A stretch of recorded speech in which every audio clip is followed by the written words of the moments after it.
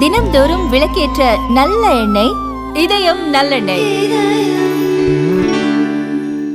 7 தலைமுறைகள் பாரம்பரியமிக்க ஒரே சித்த மருத்துவ ஸ்தாபனம் சேலம் சிவராஜ் சித்த வைத்தியசாலை. இப்பொழுது சேலம், ஈரோடு, சென்னை, ஹொசூர், திருப்பத்தூரில் தினசரி மருத்துவரை சந்திக்கலாம். தொடர்புக்கு 9842722250. சார் வணக்கம். சார், இந்த எஸ்ஐஆர் குறித்து தாவைக்கா நீதிமன்றத்தை நாடி இருந்தாங்க. நீதிமன்றம் சில விஷயங்கள் அதில் குறிப்பிட்டிருக்காங்க. அதுக்கு முன்னாடியே திமுகவுக்கு ஒரு நிலைப்பாடு அப்படின்றது இருக்குது, அது வேண்டான்றாங்க. விசிகா குடியுரிமையே பறிச்சிரும் அப்படின்றாங்க.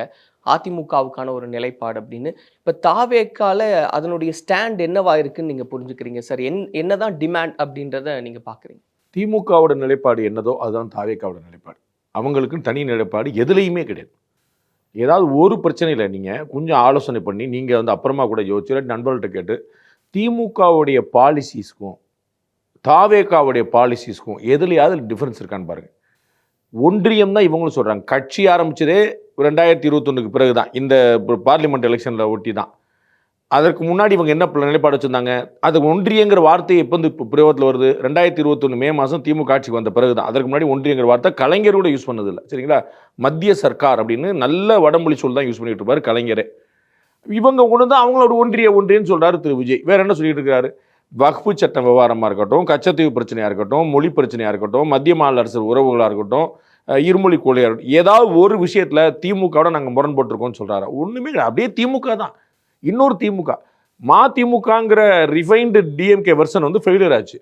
இவர் தாவேக்காங்கிற பேரில் இன்னொரு டிஎம்கே வெர்ஷன் ட்ரை பண்ணுறாரு. வேற டிஎம்கேக்கான ஃபியூச்சர் போயிடும். அப்போ நம்ம அடுத்த வெர்ஷன் டிஎம்கேவா இருப்போங்கிற தவிர I don't see any single difference of ideology between DMK and TVK. ஆனால் நாங்கள் சொல்யூஷன் கொடுக்கணுன்றது பார்க்குறோம். அவங்களிருந்து நாங்கள் டிஃபர் ஆகிறோம். ஈவன் இப்போ இந்த திருப்பரங்குன்றத்தில் கூட இவங்க டிஎம்கே எடுத்த ஸ்டாண்ட் எடுக்கல இல்லை சார்? ஏதாவது ஸ்டாண்ட் எடுத்திருக்காங்களா? எதுவும் எடுக்கல. அப்புறம் டிஎம்கே எடுத்த ஸ்டாண்ட் எடுக்கலன்னு சொல்றீங்களா? எந்த ஸ்டாண்ட் எடுத்திருக்காங்க அவங்க? எப்பவுமே டிஎம்கே எங்க சிக்கலாகுமோ அங்க டப்புன்னு எஸ்கேப் ஆயிருவாங்க. எங்க சேஃப்டின்னு அவங்க நினைக்கிறாங்களோ, சேஃப்டி கிடையாது. அவங்க நினைக்கிறாங்க அங்க படக்குன்னு குதிச்சு நாங்க தான் இதுக்கு தீர்வு கொண்டு வந்தோம்பாங்க. இந்த எஸ்ஐஆர் பிரச்சனை உட்பட. சரிங்களா? எஸ்ஐஆர் இவங்க கண்டுபிடிச்ச விஷயம் கிடையாது. அதாவது பீகார்லேருந்து நடந்து பிரச்சனை ஓடிக்கிட்டு இருக்கு. காங்கிரஸ் கட்சி, எல்லா கட்சி, ஜேடியு எல்லா கட்சியும் சண்டை போட்டுருக்காங்க. பண்ணிக்கணும், ஆர்ஜேடி எல்லா கட்சியும் சண்டை போட்டுருக்காங்க. ஆனால் இவங்க என்ன சொல்லுவாங்க? நாளைக்கு ஏதோ ஒரு ஜட்மெண்ட் நாங்கள் தான் பார்த்துங்களா, அன்றைக்கி கேஸ் போட்டது நாங்கள் தான். 58 பேர் கேஸ் போட்டிருக்காங்க. அதில் 59வது கேஸ் போட்டு நாங்கள் தான் பண்ணுவாங்க. இது அவங்களுடைய பியூட்டிஃபுல்லான டாக்டிக்ஸ். நான் சொல்கிறேன், திருப்பரங்குன்றம் ஒரு அட்ரஸ் பண்ண வேண்டிய இஷ்யூவா இல்லையா? ஏதோ ஒரு பக்கம் சரி தப்பு நீங்கள் சொல்லணுமா இல்லையா? சொல்லியிருக்கீங்களா? இன்னைக்கு வரைக்கும் தமிழ்நாட்டில் ஜாதிய படுகொலைகள் நடந்துட்டு இருக்கு, ஆணவ படுகொலை நடந்துட்டு இருக்கு. ஒரு முறை ஒரு வார்த்தை இந்த 2 வருஷத்தில் பேசியிருக்காங்களா? ஒரு முறை ஒரு வார்த்தை. அது நிலைப்பாடு எடுக்க வேண்டிய விஷயம் கிடையாதா? நாங்கள் நாங்கள் 4 பேரை கொள்கை தலைவர்களாக வச்சுட்டு இருக்கோம். எல்லா ஜாதியிலேருந்து ஒருத்தர் வச்சுக்கிட்டா போதுமா? அப்போ அவர்களை நீங்கள் கொள்கை தலைவராக வச்சிருக்கீங்களா, ஜாதி தலைவர் வச்சிருக்கீங்களா கேள்வி வருமா இல்லையா? அப்போ ஒரு நிலைப்பாடு எடுத்து சொல்லணும்ல. சரி தப்பு நீங்கள் எந்த நிலைப்பாடுனா எடுங்க, அதில் ஒன்றும் பிரச்சனை கிடையாது. நிலைப்பாடு எடுக்கணும்ல. பாஜக ஒரு நிலைப்பாடு எடுக்குது, புரியுங்களா? காங்கிரஸ் ஒரு நிலைப்பாடு, அதிமுக ஆளுக்கு ஒரு நிலைப்பாடு எடுக்கிறாங்க. சரி, இங்கே ஏற்கிறவங்க ஆதரிங்க, ஏற்காதுங்க போங்க. நிலைப்பாடு எடுக்காமல் இருக்கிறது என்ன அரசியல்? இல்லை, அதில் பயப்படுறாங்க திருப்பரங்குன்ற விவகாரத்தில். அவங்க தப்பிக்க நினைக்கிறாங்க. இந்த பக்கம் போனால் அப்படி சிக்கலாயிடும், அந்த பக்கம் போனால் அப்படி சிக்கலாயிடும். பேசாமல் உட்காந்துருப்போம். நம்ம சிறுபான்மை ஆதரவாக சொல்லிட்டோம்னா சென்டிமெண்ட்லாம் ரொம்ப பிரச்சனையாயிரும். திமுகவில் இருக்கிற பாராளுமன்ற உறுப்பினராக இருக்கக்கூடிய திரு தங்க தமிழ்ச்செல்வன் வேற ஒரு சந்தர்ப்பத்தில் சொல்றார், சும்மா இருந்த இடத்துல திடீர்னு போய் ஆடு மாடு வெட்ட போய் கிளம்பி போய் தான் இவ்வளோ பிரச்சனை அப்படின்னு சொல்லி சொன்னார். அப்போ ஏற்கனவே ஓடிட்டு இருக்கு. அப்போ அவர் நிலைப்பாடு இருக்கிறார். 4 பேர் அவர் ஆதரிப்பாங்க, 4 பேர் எதிர்ப்பாங்க. இவர் என்ன பார்க்குறாரு? விஜய் நம்ம எதுக்கு அதெல்லாம் சொல்லிக்கிட்டு ஏதாவது ஒரு வார்த்தையை விடுவோம், ஏதாவது மாற்றுவோம். இந்த பக்கம் போனால் சிறுபான்மை ஓட்டு நமக்கு விழும்ன்றாங்க, நம்ம அப்புறம் அதை கெடுத்து விட்டுறக்கூடாது. இந்த பக்கம் போனால் பெரும்பான்மை ஓட்டு எப்படி நமக்கு விழப்பது நமக்காக, அதுவும் கெடுத்து விட்டக்கூடாது. அப்போ நமக்கு அப்படி கண்ணை மூடிட்டு கண்டுக்காம இருந்துடும். பாருங்க, இது ஆணவ படுகொலை பதில் சொல்ல வேண்டாமா? ஏதாவது சொல்லியிருக்காங்களா? அப்போ அவர் நிலைப்பாடு எடுக்காமல் இருக்கிறது ஒரு ராஜதர்மா. அரசியல் தலைவர், நாளைக்கு ஆள போகணும்னு விரும்புகிறவர் நிலைப்பாடு எடுக்கணும்ல. உங்களுடைய ஸ்டாண்ட் என்னன்னு தெரியும். அப்போ தான் நான் ஆதரிப்பேன், இல்லாட்டி எதிர்ப்பேன். நீங்கள் என்ன செய்யறீங்கன்னு தெரிஞ்சாலும் சார் நான் ஓட்டு போட இல்லாட்டி ஓட்டு போடாமல் இருப்பேன். எந்த பக்கம் இருக்கீங்கன்னே தெரியாமல் உட்காந்துருக்கிறது. இப்போ இந்த எஸ்ஐஆர் விவகாரத்தில் நீதிமன்றத்தை நாடுறாங்க சார். நிறைய விஷயங்களை அவங்க மீன் பண்ணுறாங்க. குறிப்பாக உயிரிழந்த பிஎல்ஓக்களுக்கு உரிய நிவாரணம் தரணும். கால அவகாசம். எத்தனை பிஎல்ஓக்கள் உயிரிழந்திருக்கான்னு சொல்லுங்க. இங்கே கூட தமிழ்நாட்டில் ஒருத்தங்க உயிரிழந்த கள்ளக்குறிச்சியில் ஒருத்தர். சரிங்களா? ஒரு இஸ்லாமிய பெண் ஒருத்தர் குறிச்சிருக்காங்க கள்ளக்குறிச்சியில் ஒன்று. ஓகே, அப்புறம் உயிரிழந்தவங்களுக்கெல்லாம் அப்படின்னா ஏதோ டெய்லி காலையில் எந்திரிச்சோன்னே ஒருத்தர் தற்கொலை பண்ற மாதிரி இல்ல, அதுல உடல் நலம் சரியில்லாம போறாங்க. ஒன்னா பேசுவாங்க. அதாவது நீங்க என்ன சொன்ன, பிஎல்ஓக்கள் பணிச்சுமையின் காரணமாக எஸ்ஐஆர் பணி கொடுத்ததுனால, எலெக்ஷன் கமிஷனால, ஒன்றிய அரசின் அழுத்தத்தினால எல்லாத்தையும் வச்சுக்கிட்டு நீங்க தற்கொலை பண்ணிக்கிறாங்க. அப்ப நீங்க எத்தனை பேர் தற்கொலை பண்ணிக்கிறாங்க முதல்ல வரும் சொல்லுங்க. ஒண்ணு சொல்லி வச்சிருக்கீங்க. ஒண்ணு ரைட் சார், ஒண்ணுனால அது உயிர் தான் சார். ரொம்ப சார், நீங்க எல்லாம் எவ்வளவு உயிரை மதிப்பீங்க. தாவேக்கா 41 உயிரை எப்படி மதிச்சது எல்லாருமே தெரியும் சார். நான் அதெல்லாம் மதிக்க மாற்றுக்கிறது இல்லை. தெளிவா என்ன சொல்ல வரேன், ஒரு உயிர் போயிடுச்சு போகக்கூடாது சொல்லக்கூட. அவர்கள் இன்ன காரணத்துக்காக இறந்தேன்னு எழுதி வச்சிருக்காங்களா? நம்ம அவங்க பணியில இருந்தாங்கிறத மாற்றுக்கிறது இல்லை. அவங்க வந்து எஸ்ஐஆர் பணியில இருந்தாங்க, பிஎல்ஓவா இருந்தாங்க, மாற்றுக்கிறதே இல்லை. இன்ன காரணத்தினால இறந்தாங்கிறதுக்கு ப்ரூஃப் இருக்கா? ஒரு லெட்டர் கைப்பற்றினாங்க, ஒரு ப்ரூஃப் எடுத்தாங்க, அவங்க வந்து எங்கேயாவது ஆடியோ சொன்னாங்க, ஏதாவது ஒன்று இருக்குதா? நார்த்ல நடந்திருக்குல்ல. அடுத்து போயிருங்க. இப்போ தமிழ்நாட்டில் கள்ளக்குறிச்சி ஒரே ஒரு சம்பவம் சொன்னீங்க, அதுக்கு இப்போ நீங்க இல்லைன்னு சொல்லிட்டீங்க. அடுத்து நார்த்துக்கு போ, நார்த்லயும் வாங்க, நீங்க பேசுவோம் என்ன நடந்திருக்கு சொல்லுங்க. தற்கொலை பண்ணியிருக்கிறாங்க, எஸ். ஹெல்த் சரியில்லாம இருக்கு, எஸ். அவங்க எல்லாம் பிஎல்ஓ பணியில இருந்தாங்க, எஸ்ஐஆர் பணியில இருந்தாங்க. இதனால நான் இறந்தேன்னு எங்கேயா எழுதி வச்சிருக்காங்களா நான் கேட்கிறேன். இல்ல, அழுத்தம் கொடுக்கப்பட்டுச்சு. அழுத்தம் கொடுக்கப்படும், அழுத்தம் இருக்கும். நான் இல்லைன்னு சொல்ல. ஏற்கனவே பார்த்துட்டு இருக்கிற வேலை போக அடிஷனல் வேலை நான் மறுக்கல, அதுக்கு நான் பின்னாடி வர்றேன். ஆனா இதனால தான் இறந்தாங்க. பிஎல்ஓக்கள் இறந்தாங்க அப்படின்னா அது எஸ்ஐஆர்னால எப்படி சொல்லுவீங்க? ஒரு தாசில்தார் இறந்து போறாரு, தமிழக அரசுடைய அழுத்தம் ஒத்துக்கிடுவீங்களா?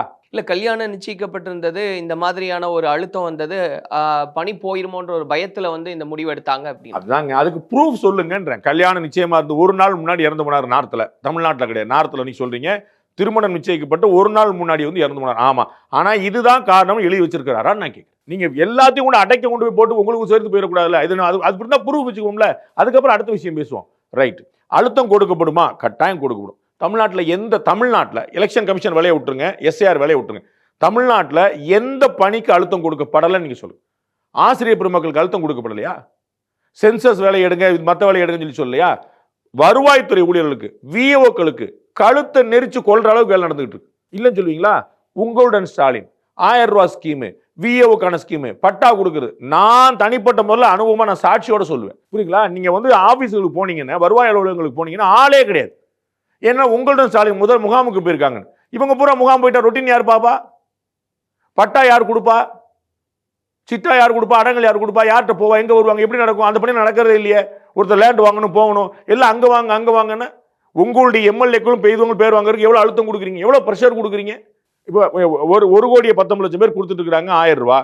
1.5 கோடி பேர் கொடுக்க போறோம்னு சொல்லி சொல்றாங்க.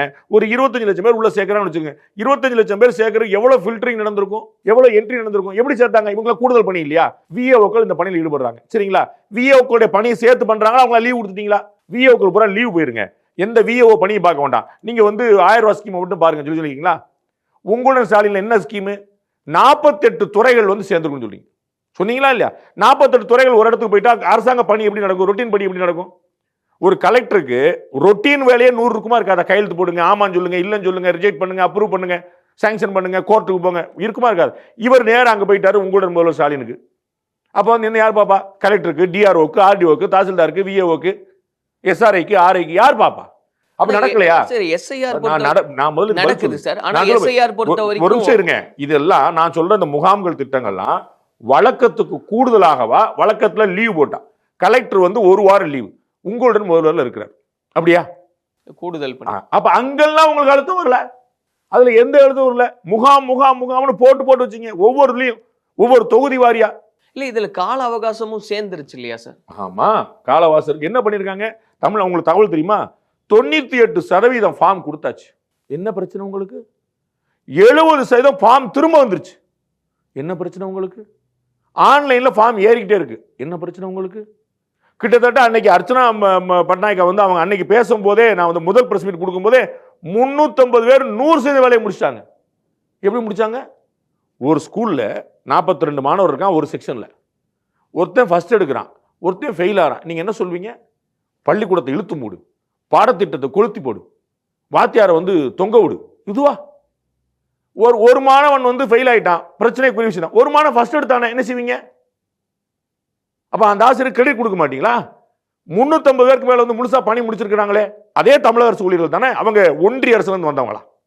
இதுல கேள்வியே அவகாசம் இருக்கும்போது ஏன் அதுக்குள்ள அவ்வளவு ஹரிபரின்றது தானே. அடுத்த வேலையை பார்க்க வேண்டாமா? நீங்க இப்ப வந்து வேலையை முடிக்கிறாங்க, இதற்கப்புறம் டிராஃப்ட் ஒன்று கொடுக்கணும், அதற்கப்புறம் அப்ஜெக்ஷன் வரணும், அதுக்கப்புறம் ஜனவரி 1க்குள்ள கிளியர் ஒன்று வரணும்.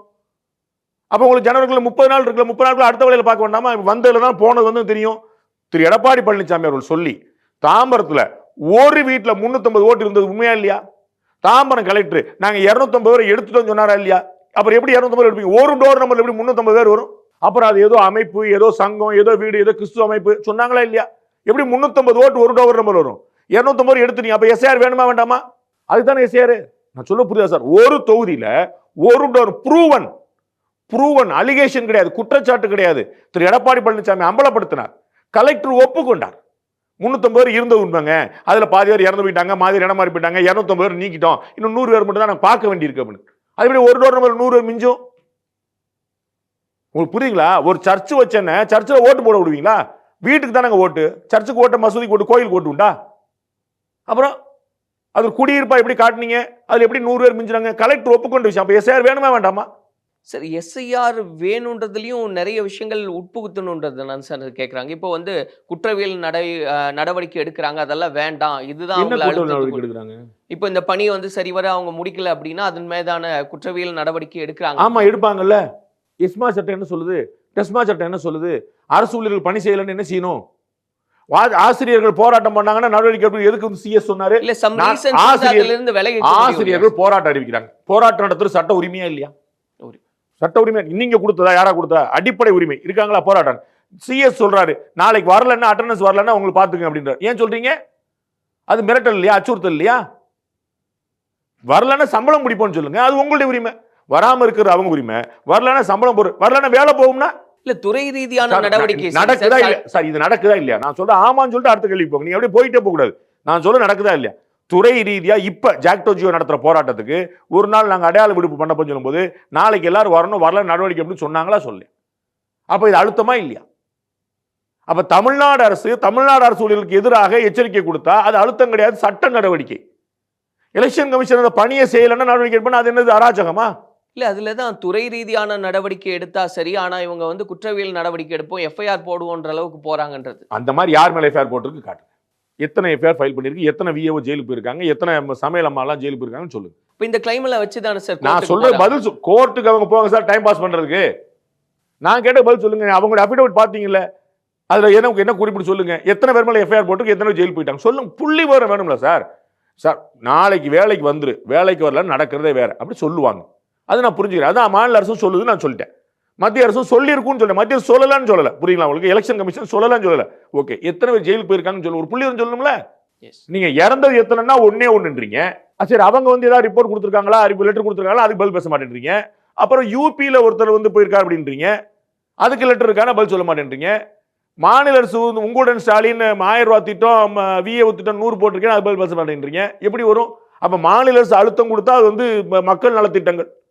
மத்திய அரசு அழுத்தம் கொடுத்துச்சுன்னா, ஐ மீன் எலெக்ஷன் கமிஷன் அழுத்தம் கொடுத்துச்சுன்னா, சரி, இவங்க டைம் பாஸ் பண்ணதான் நீதிமன்றத்தை நாடுறாங்க அப்படின்னு சொன்னா நீதிமன்றமும் இதுல வந்து மாநில அரசு என்ன உத்தரவு போட்டிருக்கு? அதிகப்படுத்தணும். ஒண்ணுமே சொல்ல.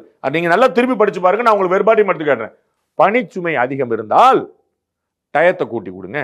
உடம்பு முடியல அப்படின்னா ஆல்டர்னேட்டிவ் பண்ணுங்க. டயங்கள் அது எல்லாம் சொல்லுவாங்கல்ல. சார், எனக்கு உடம்பு முடியலன்றீங்க, உடம்பு முடியலன்னா உடம்பு பார்த்துக்கமா சொல்லுவாங்க. இது என்ன இருக்கு? ஆக்ஷன் எடுத்து ஸ்டிச்சஸ் பாஸ் பண்ணாங்கன்னு சொல்லுங்க. எலெக்ஷன் கமிஷன் இந்த வேலையை நிறுத்தணும். லெட்டர் போட்டா உடனே ரிலீவ் பண்ணணும். ஆர்டர் கொடுத்துருக்காங்க, சஜஷன் கொடுத்துருக்காங்க. வெல்கம். எல்லாரும் சஜஷன் கொடுங்க. நீங்க தாவேகா கொடுங்க, திமுக கொடுங்க, எல்லாரும் கொடுங்க, வெல்கம். அப்ப பீகார்ல எஸ்ஆர் நடந்தது. குதின்னு குதிச்சாங்களா? 65 லட்சம் ஓட்டு போச்சு, 30 லட்சம் ஓட்டு சேர்ந்துச்சு, 25 லட்சம் பேர் இறந்து. தமிழ்நாட்டில் 20 லட்சம் பேர் இறந்து போயிருக்காங்க. இப்ப நீக்க போறாங்க பாட்டு, 20 லட்சம் பேர் இறந்து. அப்ப இறந்து போனவங்க என்ன செய்யணும்ன்றீங்க? எப்படி தெரியும்ன்றீங்க? நீக்க செய்யணும். ஆமா, அப்ப எப்படி தெரியும்? அவர் வந்து இறந்து போனவர் சொல்லுவாரா? என் வீட்டுல எங்க தாத்தா இறந்து போனா நான் சொன்னா தானங்க தெரியும். நான் தெளிவான பிரசாந்த் கிஷோர் வந்து எலெக்ஷன் ஒர்க் பண்றவர். அவருக்கு எலெக்ஷன் ஒர்க் நல்லா தெரியும். வெஸ்ட் பெங்கால்ல குடியிருந்தாரு மம்தா பானர்ஜி வேலை பார்க்கும் போது. பீகார்ல தான் சொந்த ஊர், பீகார்ல உட்காந்துருக்காரு. 2 ஓட்டு இருக்கு அவருக்கு. அவருக்கே சொல்லி அப்புறம் எடுத்துட்டு அவர் வந்து இங்க இருந்து பீகார்ல போய் சேர்த்தாரு, வெஸ்ட் பெங்கால்ல போய் சேர்த்தாரு, நீக்கல. புரியுது? அப்ப அப்படித்தானே வந்து அக்குமுலேட் ஆயிட்டே போயிட்டுங்கள. இன்னைக்கு 6 கோடி 20 லட்சம் வாக்காளர்கள் இருக்கிறாங்க. 7 கோடி நோக்கி போ. நமக்கு இன்னும் அடுத்தடுத்து 18 வயசு பசங்க எல்லாம் வர்றாங்க இல்லையா? அப்ப வந்து அது முன்ன பின்ன போய் தானே வரும். 4 கூடும் 4 குறையும். அப்ப இந்த பணி எப்படி நடக்கும்? ஆனா இப்போ இதனால பெரிய ஆபத்து இருக்கு, குடியுரிமை நீக்கிடுவாங்க, இதே வேண்டாம் அப்படின்ற ஒரு நிலை. பீகார்ல எலெக்ஷன் நடந்துச்சு, எஸ்ஆர் நடந்துச்சு. யாராவது ஒருத்தர் 60 லட்சம் பேர் வெளியே போயிருக்காங்க. நான் இதை கேட்டா அப்புறம் சில அரசியல் தலைவர் அதை கேள்வி எழுப்பினாங்க. 60 லட்சம் பேர், 6 லட்சம் பேர், 60,000 பேர் வேண்டாம், 6,000 பேர் போராட்டம் நடத்தினாங்களா? அங்கேயாவது 6,000 பேர் இந்த வாசலுக்கு தெருவில் கூட்டினா பெருங்கூட்டமா சின்ன கூட்டமா? பெருங்கூட்டம். 6,000 பேர் கூட்டினாங்களான்னு கேட்கிறேன். அப்ப நீங்க சொன்னது பொய்னாச்சா? ராகுல் காந்தி எவ்வளவு கூப்பாடு போட்டார், எவ்வளவு சத்தம் எழுப்பினார். அங்க பெரிய பீகார்ல எஸ்ஐஆர்ங்கிறது இந்தியா முழுக்க இஷ்யூ ஆச்சு. இதே நீதிமன்றத்துக்கு போனாங்களா இல்லையா, உச்ச நீதிமன்றம் போனாங்களா, என்னாச்சு? எஸ்ஐஆர் தடுக்கப்பட்டதா, நிறுத்தப்பட்டதா? அதனால யாராவது என் ஓட்டு போயிடுச்சுன்னு யாராவது எழுந்து சொன்னாங்களா? தேர்தலே முடிஞ்சு ஆட்சி வந்துருச்சு. அந்த பயம் தான் உங்களுக்கு வருது. போலி வாக்காளர் கூட போயிட்டா அவன் வந்து திரும்ப இவன் வந்து பெருசா ஆட்சிக்கு வந்துட்டானே பாக்குறீங்க. அப்ப இங்க நமக்கு அந்த மாதிரி ஆயிருமோன்னு கவலைப்படுறீங்க. வேற என்ன கவலை உங்களுக்கு இருக்கு? நடத்துறது யாரு? மத்திய அரசா? எலெக்ஷன் கமிஷனுக்கு யார் இங்க பணிபுரியா? Government employees. எந்த கவர்மெண்ட் எம்ப்ளாயிஸ்? ஸ்டேட்டா சென்ட்ரலா? ஸ்டேட். அப்ப ஸ்டேட் கவர்மெண்ட்ல கூட தப்பான ஆட்கள் வச்சிருக்கீங்களா? உங்களுடைய மாநில அரசு கீழே பணிபுரியவர்கள் தவறான ஆட்களா, தகுதியற்ற ஆட்களா? நீங்க சந்தேகப்படுறீங்க? அப்ப இது எல்லாமே அரசியலுக்காக நடக்கிறது தான் இல்லன்னு சொல்லுங்க. நான் சார், நீங்க தான் சார் ஒரு வேலை பண்றீங்க. உங்களுடைய டீம் தான் சார் பண்ணுது. நீங்களே சரியில்லைன்னு சொன்னா யார் சரியில்லை? நீங்களா உங்க டீமா? நான் எங்க வந்தேன் இதுல? அப்புறம் என்ன தெரியும்? நீங்க தான் இந்த கான்ட்ராக்ட் எடுக்கிறீங்க, உங்களுடைய ஆட்கள் வச்சு தான் செய்றீங்க. இந்த ஒட்டுமொத்த எஸ்ஐஆர் பணிய மாநிலம் முழுக்க செய்யறது மாநில அரசு, ஒரு மத்திய அரசு ஊழியர் கிடையாது. அப்ப உங்களுக்கு என்ன பிரச்சனை? முறைகேடு தப்பு. அப்ப நீங்க முறைகேடு சொல்லி கொடுத்து வளர்த்துருக்கீங்களா? அவங்கள முறைகேடு தூண்டுறீங்களா? மனசாட்சி உள்ள எல்லாரும் ஏற்றுக்கொள்வாங்க. அதே தாவேக்கால இருந்து மற்ற கட்சிகளுங்க ஃபார்ம் வாங்கிட்டு போனதுல 75% டிஎம்கே காரங்க தான் வாங்கிட்டு போயிருக்காங்க. அப்ப யார் முறைகேடு பண்ணுவா? ப்ராபபிலிட்டி சொல்லுங்க நீங்களே. உங்கள்கிட்ட 75 ரூபா இருக்கு, என்கிட்ட 25 ரூபா இருக்கு. யார் பெரிய ஆள், யார் பணக்காரன், யார் கூட வாங்க முடியும்? எல்லா விஷயத்திலும் யார் கூட இருக்கிறா? ஏதாவது ஒரு லாஜிக் இருக்குதா? ஏதாவது ஒரு நியாயம் இருக்குதா? அங்க எஸ்ஆர் நடந்த போது ஏன் ஒருத்தர் கூட எந்திரிச்சு சத்தம் போடல? தேர்தலே முடிஞ்சு வச்சு ஏன் ஒரு குரல் வரல? ஏன் ஒரு வழக்கு வரல? தாவேக்கா இன்னைக்கு போட்டுச்சுல, அன்னைக்கு ஏன் வந்து ஆர்ஜேடி போடல? எலெக்ஷன் முடிஞ்ச பிறகு சார் காங்கிரஸ் போடல? பாத்தீங்களா, தப்பு நடந்து வச்சு அவங்க ஆட்சி திரும்ப வந்துடும். இதுக்காக தாங்க சொன்னேன். எவ்வளவு முறைகேடு பாருங்க. 65 லட்சம் பேர் காணாம போயிட்டாங்க. சொல்லணும்ல, ஒருத்தர் கூட சொல்ல. எலெக்ஷன் கமிஷன் அப்படின்றதே வந்து பாஜக பிடியில தான் இருக்கு அப்படின்னு சொல்றது எல்லாமே வந்து அரசியல் ஆதாயம் தேடுறதுக்காக தான். சிபிசிஐடி யார் பிடியில் இருக்கு? காவல்துறை யார் பிடியில் இருக்கு? காவல்துறை தமிழ்நாடு அரசின் ஏவல் துறையா இருக்குன்னு அதிமுக விமர்சிக்கிறா. அதை திமுக ஏத்துக்கிடுதா? இல்ல. அப்புறம் பாஜக ஏத்துக்கணுமா? காவல்துறையாவது மாநில அரசுடைய கண்ட்ரோல், புரியுதுங்களா? அதனால அதுல வந்து ஒரு டைரக்டா ஒரு இன்ஃப்ளூயன்ஸ் இருக்குது. இவங்க இண்டிபெண்டன்ட் பாடி, எதிர்க்கட்சி தலைவரும் சேர்ந்து தான் அவங்களை தீர்மானிக்கிறாங்க. நீங்க வரலன்னா நான் என்ன செய்ய முடியும்? சரி, இப்போ வந்து எலெக்ஷன் கமிஷன் வந்து சென்ட்ரல் கவர்மெண்டோடைய ஏவல் துறையா இருக்குது. காங்கிரஸ் பேர்ல என்ன இருந்துச்சு? காங்கிரஸ் பேர்ல நியாயமா இருந்துச்சு. எலெக்ஷன் உங்களுக்கு தகவலுக்காக சொல்றேன். சுதந்திர காலத்துல இருந்து 1992 வரை ஒரே ஒரு எலெக்ஷன் கமிஷனர் தான். எப்படிங்க 47ல இருந்து 91 அது எப்படிங்க 3 எலெக்ஷன் கமிஷனா மாறிச்சு தெரியுமா உங்களுக்கு? காங்கிரஸுக்கு தெரியுமா, திமுகவுக்கு தெரியுமா, தாவேக்காவுக்கு தெரியுமா? நரசிம்மராவ் சொன்ன தேதியில டிஎன் சேஷன் எலெக்ஷன் நடத்தல. அரசமைப்பை திருத்தி ஒரு எலெக்ஷன் கமிஷன் கிடையாது, 3 எலெக்ஷன் கமிஷன் மாத்துறது காங்கிரஸ் கட்சி. நரசிம்மராவ் எலெக்ஷன் கமிஷனுடைய பல்ல புடுங்கறதுக்கான வேலையை பார்த்து நீங்க சொல்றீங்க. டிஎன் சேஷன் நல்லா செயல்பட்டாரா இல்லையா சார்? மனசாட்சியோட சொல்லுங்க சார். டிஎன் சேஷன் ஒரு எலெக்ஷன் கமிஷன் நல்லா செயல்பட்டார் நீங்க ஒத்துக்கிறீங்க. ஆனா எதுக்கு சார் 3 பேரை போட்டீங்க? அவர் பல்ல புடுங்கிறது தான் சார், மெஜாரிட்டி தான் எங்க சொல்லி எதுக்கு சார் கொண்டு வந்தீங்க? தேர்தல் ஆணையத்தின் பல்லை புடுங்க நடவடிக்கை எடுத்தது காங்கிரஸ் கட்சி. அவர் சொன்ன தேதியில தேர்தல் நடத்தலங்கிறதுக்காக அவங்க என்ன சொல்றாங்க? சட்ட ஒழுங்கு பத்தி பேசிட்டு இருக்காங்க. சென்னை உயர்நீதிமன்றத்துடைய நீதிபதிகளுக்கான கொலிஜியம் வந்து பரிந்துரை பண்ணியிருக்காங்க. தமிழ்நாடு அரசு திருப்பி அனுப்பியிருக்கு. யார் எங்க தலையிடுறான்றீங்க? இப்போ திரு ஆதவ் அர்ஜுன் அவர்கள் இதை வந்து ஒரு ட்வீட் பண்ணும்போது, இன்னும் எங்களுடைய அந்த போராட்டம் எல்லாம் தொடரும், நாங்க நியாயத்தின் பக்கம் நிற்போம். போராடிக்கிட்டே இருக்க வேண்டியதா? அவர்கிட்ட 4 வக்கீல் இருக்கிறாங்க, அவங்கள்ட்ட நிறைய காசு இருக்கு, கொடுத்துக்கிட்டே இருக்க வேண்டியதா? நம்ம என்ன செய்யறது? அது ஒரு டைம் பாஸ். அதுல என்ன ரிசல்ட் வரப்போகுது? ஒரு கேஸ்ல 2 ரிசல்ட் எப்படி வரும்? நீங்க வந்து எஸ்ஐஆர் பீகார்ல தெளிவா ரிசல்ட் வந்துருச்சு, ஓடிக்கிட்டு இருக்கு, முடிஞ்சிருச்சு. தமிழ்நாட்டில் என்ன வந்துடும்? எலெக்ஷன் கமிஷனுக்கு தெளிவா சொல்லிட்டாங்க, எப்பா ஏதாவது பிரஷர்னா மாத்திக்கோங்க. ஆமா, மாத்திட்டு தான் இருப்பாங்க. 100 டிரான்ஸ்ஃபர் வரும், 100 ஷிஃப்டிங் வரும், 100 மாத்துவாங்க, ஓடிட்டு தான் இருக்கு. நான் என்னுடைய அனுபவத்தை சொன்னேன். நான் ஓட்டு போட்ட இடம் 2024 நான் ஓட்டு போட்ட இடம் இன்னைக்கு பில்டிங்கே இல்லை. சரிங்களா? பில்டிங்கே இல்லை. எனக்கு மட்டும் வேற ஓட்டு, என் மனைவி என் குடும்பத்தினருக்கு வந்து வேற ஓட்டு, வேற ஊர்ல, வேற இடத்துல, வேற தொகுதியில். புரியுதுங்களா? அப்படியே மாறிடுச்சு. நான் போய் விளாடினேன், என் குடும்பம் போய் விளாடிச்சு, நாங்கள் போய் இன்னும் விளாடணும். அந்த நான் பிஎல்ஓக்கு ஃபோனை போட்டேன், அழகாக கொடுத்தாங்க. தம்பி 3 மணிக்கு வாங்கினாங்க, 3 மணிக்கு போன வாங்கினோம். நான் உங்களுக்கு ஃபோன் பண்ணேன், சார் எடுக்கலன்னாங்க. அவ்வளோ கோஆபரேட்டிவ், ஒரு சிக்கல் வரல எனக்கு. நான் 2 தடவை போன இளைஞர், அது நான் அவங்க தெரியாமல் அவங்க ஃபோன் பண்ணிட்டே இருந்திருக்காங்க, எடுக்கல, நான் தெரியாத நம்பர் எடுக்கல. அப்புறம் நான் ஃபோன் பண்ணவொடனே சொன்னாங்க, சார் நீங்களா, உங்கள் ஃபோன் நம்பர் இருக்குது சார், நான் அடிச்சுட்டே இருந்தேன் சார், நீங்கள் எடுக்கல சார் நாங்கள் ஃபார்ம் வாங்கிங்க சார். நாங்கள் எவ்வளோ பியூட்டிஃபுல்லாக இருந்துச்சு, எந்த பிரச்சனையும் எங்கள் குடும்பத்தில் போனாங்க, எந்த பிரச்சனையும் வரல. வீட்டுக்கு ஃபார்ம் வீட்டுக்கு தேடி வந்து கொடுத்துருப்பாங்க. பிஎல்ஏஎஸ் கட்சிக்காரங்க தான் கொடுத்துட்டு போனாங்க. உங்களுக்கு என்ன சொல்ல, திமுக காரங்க தான் கொடுத்துட்டு போனாங்க. வாங்கி ஃபார்ம் கொடுத்துருவோம், எந்த சிக்கலும் வரல. இன்னும் உங்களுக்கு மட்டும் தனியாக சிக்கல் வருது. தாவேக்கா வேலை பார்க்கல. தாவேக்கா எத்தனை பிஎல் வாங்கிட்டு போயிருக்காங்க? தாவேக்காரங்க நாளைக்கு அண்ணன் ஆள ஒரிஜினலாக பேட்டி கொடுக்க சொல்லுங்க. தமிழ்நாட்டில் எத்தனை % வாக்காளருடைய பட்டியலை அவங்க வந்து வாங்கியிருக்காங்கன்னு சொல்லுங்க. எஸ்ஐஆர் ஃபார்ம் எவ்வளோ ஃபார்ம் வாங்கிக்கிறான்னு சொல்லுங்க. திமுக அள்ளி குமிச்சிட்டு போயிருச்சு. ஏடிஎம்கே பின்தங்கிருச்சு. அதில் தாவேக்கெல்லாம் சீன்லேயே கிடையாது. நீங்க பிராக்டிக்கலா பாக்குற பிஎல்ஓஸ்க்கே வந்து பிரஷர் இல்ல, அவங்க காமா தான் ஒர்க் பண்றாங்க. பிரஷர் இருக்குதுன்றேன். நான் எங்க சொன்னேன் இல்லன்னு? இருக்குன்னு நீங்க சொன்னேன். பார்த்த லெவலையே கேக்குறேன். எனக்கு வேலை சுமூகமா நடந்துச்சு. நான் கேட்டேன். அவங்க 10 தடவை எனக்கு ஃபோன் பண்ணாங்க என்னுடைய ஓட்டுக்கு. நான் 4 தடவை போனேன். நான் ஒரு 3 தடவை போய் நான் வேலையை முடிச்சிட்டேன். என்னுடைய வீட்டுக்கு வந்து கொடுத்தாங்க, வந்து வாங்கிட்டு போனாங்க. எங்க வீட்டுக்கு வந்தது பிஎல்ஏ, எனக்கு கொடுத்தது பிஎல்ஓ டிஎம்கே காரங்க வந்து கொடுத்துட்டு போனாங்க. எங்க வீட்டில் வந்து ஃபார்ம் ஃபில் பண்ணா ஒன்றும் பிரச்சனை வரல, எனக்கும் பிரச்சனை வரல. பிரஷர் இருக்கும்னு நீங்க எடுத்து பாருங்க. நான் என்ன வச்சிருக்கேன்? பிரஷர் இருக்கும் அப்படின்னு. மாநில அரசு பணி செய்யும்போது பிரஷர் வரலையான்னு கேட்கிறேன். உங்களுடன் ஸ்டாலின் திட்டத்துக்கோ 1000 ரூபாய் ஸ்கீமுக்கோ பொது முகாம்களுக்கோ போகும்போது பிரஷர் வரலையான்றேன். அவங்க ரெகுலர் வேலையும் சாயந்தர வேலையும் பார்க்க வேண்டாமான்றேன். சரி, இப்போ இந்த எஸ்ஐஆர் விவகாரம் எடுத்துக்கிட்டாலும் கூட திமுக என்ன ஒரு ஸ்டாண்ட் எடுக்கிறாங்களோ அதை அப்படியே காப்பி பண்றாங்க டிவிக்கு அப்படின்னா, நீங்களே சொல்லும்போது சார் சாணக்கியால அவருடைய அந்த பெர்சன்டேஜ் விஜய் அப்படிங்கும்போது இது எல்லாமே சேர்த்து தானே சார் அது ஒரு ரிஃப்ளெக்ட் ஆகும் அவருக்கான வரவேற்பு. புரியல. இல்லை, இப்போ ஒரு எல்லா விதத்துலையும் திமுகவையே அவங்க காப்பி பண்ணுறாங்க அப்படின்னா மக்கள் மத்தியில் எப்படி விஜய் அவர்களுக்கான செல்வாக்கு உயருது அப்படின்றது பார்க்குறீங்க? 2 கட்சி மக்கள்லாம் எப்பயுமே கொள்கையெல்லாம் பார்க்க மாட்டாங்க. நீங்கள் வெளியில் போய் ஒரு 15 பேர்ட்ட ஒரு பைட்டு கேட்டு பாருங்க. நீங்கள் சார் திமுகவுடைய கொள்கை என்ன, திமுகவுக்கும் அதிமுகவுக்கும் கொள்கை வித்தியாசம் என்ன, திமுகவுக்கும் மதிமுகவுக்கும் கொள்கை வித்தியாசம் என்ன கேட்டு பாருங்க. யாராவது ஒருத்தர் சொல்லுவாங்களா? ஐயோ, மக்கள் வந்து பர்சனாலிட்டி பார்த்து ஓட்டு போடுவாங்க, ஐடியாலஜி பார்த்து ஓட்டு போட மாட்டாங்க. நமக்கு வந்து சுதந்திரம் வாங்கி கொடுத்ததுன்னா நான் யாருன்னா 35 கோடி பேர்னு சொல்ல மாட்டோம், காந்தின்னு சொல்லுவோம். காந்தி மட்டும் தான் போய் வந்து அப்பாயின்மெண்ட் லெட்டர் வாங்கி கொடுத்தா எங்களுக்கு 4 சுதந்திரம்னு. நம்ம ஊரில் திருப்பூர் குமரம் போடலையா, வாவுசி போடலையா, ஊவேசா போடலையா, யார் போடுறாங்க? எல்லாரும் போடுறாங்க. அப்போ அது என்ன கணக்கு? நம்ம ஐடியாலஜி நம்ம பார்க்க மாட்டோம், இண்டிவிஜுவல்ஸ் தான் நம்ம பார்ப்போம். பாலிசிலாம் மக்களுக்கு தெரியாது. விஜய் ஓகே, அவ்வளோதான். அப்போ எஸ்ஐஆருக்காக நாங்கள் ஃபைட் பண்ணுறோம், நாங்கள் தொடர்ந்து அதில் ஸ்டாண்ட் பண்ணுவோம் அப்படின்னு இவங்க ஏதாவது ஒரு ஆர்டர் வந்தால் கிளைம் பண்ணிக்கலாம்.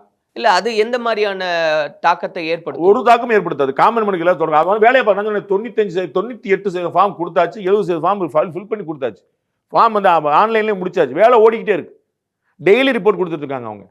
எலெக்ஷன் கமிஷன் டெய்லி கொடுத்துட்டு இருக்கு. தமிழ்நாட்டில் இந்தியா முழுக்க, தமிழ்நாட்டிலையும் குஜராத், தமிழ்நாட்டிலையும் வெஸ்ட் பெங்கால் இந்த வரை எங்கேயுமே எதிர்ப்பு கிடையாது. இந்த 2 பேருக்கு பயம் காணாமல் போயிருமோ. வெஸ்ட் பெங்கால் நம்ப மாட்டீங்க, வெஸ்ட் பெங்கால் பார்டரில் 500-600 பங்களாதேஷ்காரங்க நிற்கிறாங்க. என்னப்பா நாங்கள் வந்துட்டோம் சார் ஊர்லேருந்து ஓடி, இப்போ பூரா அந்த எஸ்ஐஆர் ஆரம்பிச்சிட்டாங்க, நாங்கள் வந்து எங்களை மாட்டிக்கிடுவோம், ஜெயிலில் போட்டுருவாங்க, நாங்கள் வந்து சொந்த ஊருக்கே கிளம்புறோம். சரியா இல்லையா? நீங்கள் கேட்டீங்க குடியுரிமை பறிக்க முயற்சின்னு. சட்டம் சொல்லுது சார், நான் என்ன செய்யட்டும்? யார் ஓட்டு போடலான்னு சட்டம் சொல்லுது. புரியுங்களா? இந்திய குடிமக்கள்னு பதில் இருக்கு. புரியுங்களா? இந்தியாவில் இருப்பவர்கள் சொல்ல, பர்சன்ஸ் சொல்ல, சிட்டிசன்ஸ் சொல்லுது. குடிமக்கள். அப்ப நீங்க குடிமக்களா இல்லையான்னு செக் பண்ணுமா இல்லையா? பங்களாதேஷ் பார்டர் 500 பேர் எதுக்கு போயினா? குடியுரிமை இல்லை. அப்புறம் அப்ப எல்லாரும் வந்து உட்கார்ந்து சத்திரமா இது? இந்தியாவில் இருக்கிறவங்க இந்தியர்களா இருக்கணுங்கிற கணக்கு கிடையாதா? குடியுரிமை நீங்க அபிஷியலா அமெரிக்காக்காரன் இந்தியாவில் குடியுரிமை வாங்கியிருக்காங்க சார். நான் உங்களுக்கு உதாரணம் சொன்னேன். இத்தாலி மேடம் வந்து எப்படி வாங்கினாங்க, சோனியா மேடம் எப்படி வாங்கினாங்க? ப்ராப்பரா வாங்க, எல்லாருமே வரலாம் சார், என்ன தப்பே கிடையாது. பாகிஸ்தானியர்கள் இங்க வரலாம், ப்ராப்பரா குடியுரிமை வாங்கி. கதவை திறந்துட்டு படப்படம் ஓடி இருந்தா நம்ம எப்படி பண்ண முடியும்? நீங்க அலோவ் பண்ணுவீங்களா? உங்க வீட்டில், உங்க அலுவலகத்தில், உங்க கட்சி அலுவலகத்தில் எங்கேயா அலோவ் பண்ணுவீங்களா? அப்புறம் சரி, இப்போ இந்த அளவில் அரசியல் அப்படின்றது நம்ம பார்க்குறோம்.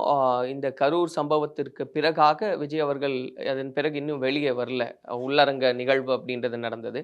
இப்போ புதுச்சேரியில் வந்து மக்கள் சந்திப்புக்கான அந்த விஷயங்கள்லாம் நடந்துகிட்டு இருக்கு.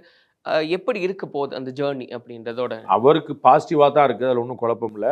புதுச்சேரி அரசும் ஒவ்வொருத்தரும் போடுற நிபந்தனைகள்லாம் பயங்கர ஆச்சரியமாக இருக்குது. சேர் போடக்கூடாது, கர்ப்பிணிகள் வரக்கூடாது, பெண்கள் வரக்கூடாது, குழந்தைகள் வரக்கூடாது, விஜய் வரக்கூடாதுன்னு சொல்லிடலாம் சிம்பிளாக. விஜயோட கூட்டாங்க, விஜய் வரக்கூடாதுங்க, மற்ற எல்லாம் பண்ணிக்கங்க சொல்லலாம். என்ன ஒரே காமெடி, இப்படி யாருக்காக போடுவாங்களா? அவருக்கு அதிகமாக கூட்டம் வருதுன்னா அதை ஃபெசிலிட்டேட் பண்ண வேண்டியது உங்களுடைய வேலை. எம்ஜிஆர் கவர்மெண்ட் இருக்கும்போது சுப்பிரமணிய சாமியை ஹவுஸ் அரெஸ்ட் பண்ணாங்க. அப்போ என்னங்க பிரச்சனைன்னு வரும்போது அவருக்கு வந்து பாதுகாப்பு இல்லை, உயிருக்கு அச்சுறுத்தல் இருக்குது அப்படின்னாங்க. சுப்ரீம் கோர்ட் வரைக்கும் கேஸ் போச்சு. அப்போ சொன்னாங்க, ஏங்க அவருக்கு உயிருக்கு அச்சுறுத்தல் இருக்குன்னு யார் மூலமாக அச்சுறுத்தல் இருக்கோ அவங்கள பிடிச்சி உள்ள வைங்க. யாருக்கு உயிருக்கு அச்சுறுத்தல் அவரை பிடிச்சி உள்ள வைக்கிறீங்க? உங்களுக்கு புரியுங்களா? இவரை கொல்ல பார்க்குறான்னு யார் கொல்ல பார்க்குறானோ அவனை பிடிச்சி உள்ள வைப்பீங்களா? இவரை கொன்றுவாங்க அப்படின்னு சொல்லி இவரை உள்ள வைப்பீங்களா? இதுதான் கேள்வி. அப்போ திரு விஜய் அவர்களால் கூட்டம் சேருதுன்னு ஃபெசிலிட்டேட் பண்ண வேண்டியது உங்களுடைய வேலை. நீங்கள் என்ன கண்டிஷன் போடலாம்? எப்பா உள்ளரங்க கூட்டம் போடாத, பெரிய திடலா போடு, 5 லட்சம் பேர் தாங்குற மாதிரி திடல் போடுக்கு, நீ பண்ணிக்கோ. அவர் வரக்கூடாது, இவர் வரக்கூடாது, போகக்கூடாது, நிற்கக்கூடாது, உட்காரக்கூடாது, இப்போ சேர் போடக்கூடாது, பாத்ரூம் வைக்கக்கூடாது. எந்த தலைவர்கள் போட்டதில் எந்த தலைவருக்கு கூட்டம் வரலன்னு நீங்க கவலைப்படுங்க. நான் சொன்னேன் இவ்வளவு கண்டிஷன் போறதுக்கு ரொம்ப சிம்பிளா விஜய் வரக்கூடாதுன்னு சொல்லுங்க. தாவேகா கூட்டம் விஜய்க்கு அனுமதி இல்லை, மற்ற எல்லாரும் வரலாம். முடிஞ்சு வச்சுல ஒரு பிரச்சனை வராதுல. விஜய் பார்க்க போய் தான் நம்ம வராங்க. விஜய்க்கு நாங்கள் அனுமதி கொடுக்க முடியாது, விஜய் தவிர எல்லாரும் பேசிக்கங்கப்பா போட்டுருங்க. இதோட எளிமையான ஒரு ட்விட்டர் இருக்க முடியும். இவர்கள் சட்டம் ஒழுங்கு நடத்துற இடம் அந்த கணக்கெல்லாம் இருக்கு. இப்போ பாண்டிச்சேரி நான் புதுச்சேரி அரசு சேர்த்தான் சொல்றேன். நான் தமிழ்நாடு அரசு நினைச்சிட்டு நீங்க திமுக பத்தி பேசி நினைச்சிடாதீங்க. இல்ல பாண்டிச்சேரியிலும் அழுத்தம் தரப்படுதான்றதான் எல்லா இடத்துலயுமே இருக்குதுன்றேன், எல்லா இடத்துலயுமே இருக்குன்றேன். திரு ரங்கசாமி தலைமையிலான அரசு தான் நான் சொல்லிட்டு இருக்கிறேன். நான் எந்த குழப்பமும் இல்லை, எல்லாருக்குமே சொல்ல. நீங்க இவ்வளவு கண்டிஷன்ஸ் எல்லாருக்கும் போடுறேன்னு சொல்லுங்க. திரு எடப்பாடி பழனிசாமி பயணம் போயிட்டே இருக்காரு, திரு நயினா நாயந்திரன் பயணம் போயிட்டே இருக்காரு, முதலமைச்சர் துணை முதலமைச்சர் எல்லாரும் பயணம் போயிட்டு இருக்காங்க. அவர்களுக்கு இந்த ஒரு கண்டிஷன் போடப்பட்டிருக்கா? அங்க அவ்வளவு கூட்டம் வராது, இங்க வரும்ன்றது. அப்ப யார் வருத்தப்படணும்? கூட்டம் வராதவங்களா கூட்டம் வர்றவங்களா? எனக்கு ஒண்ணும் புரியல. அப்ப கூட்டம் வர இடத்துல கட்டுப்பாடுகள் அதிகப்படுத்துறது என்ன சொல்லணும்? ஃபெசிலிட்டி அதிகப்படுத்தணும், கட்டுப்பாடு. அதான் திரும்ப திரும்ப சொல்லிட்டு இருக்கேன். சுப்பிரமணியசாமி உயிருக்கு அச்சுறுத்தல் பிடிச்சி உள்ள வைப்பீங்களா? ஃபெசிலிட்டேட் பண்ணணும். நீங்க மக்கள் தானங்க அவங்க. யார் கூட வர போறா? ஆந்திரா மக்களா, கர்நாடக மக்களா, புதுச்சேரி மக்கள். புதுச்சேரி மக்களின் விருப்பமாக விஜய் இருந்தால் ஃபெசிலிட்டேட் பண்ண வேண்டியது உங்க வேலையா என்னது? உங்களுக்கு புதுச்சேரி கவர்மெண்ட் தானே சார். நீங்க புதுச்சேரி மக்கள் 1 லட்சம் பேர் போய் பார்க்க போறாங்க. அப்ப புதுச்சேரி மக்களுடைய விருப்பத்தை நிறைவேற்றாம விஜய் கூட்டம் போடக்கூடாதுன்னு சொன்னா என்ன அர்த்தம்? கண்டிஷன்ஸ் வந்து எப்படி ஒர்க் பண்ணணும்? அவங்க நீங்க பெரிய இடமா பாருங்கன்னு சொல்லணும். ஒண்ணுமே பிரச்சனை இல்லை. அவர் வந்து சிட்டிக்குள்ள முட்டுச்சந்தில் அனுமதி கேட்பார், கொடுக்க முடியாது. இந்த இடத்துல வச்சுக்கோ, நான் 4 இடம் சொல்றேன், இந்த இடத்துல வச்சுக்கோ, அழகா போடுங்க.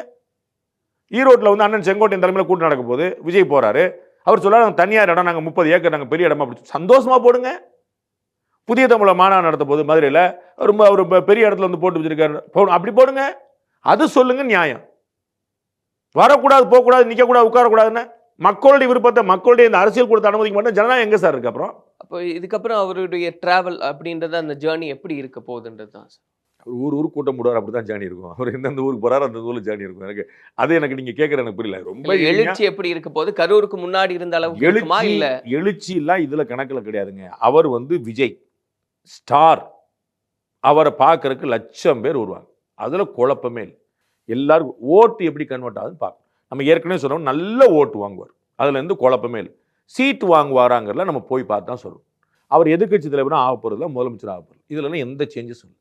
அது மாறவும் மாறாது இப்போ வரைக்கும். அது எப்படி ஒன்று நான் சாபமா விடுறேன், நான் கணிக்கிறேன்னா சபிக்கிறேன், எனக்கு ஒன்றும் புரியவே இல்லையே.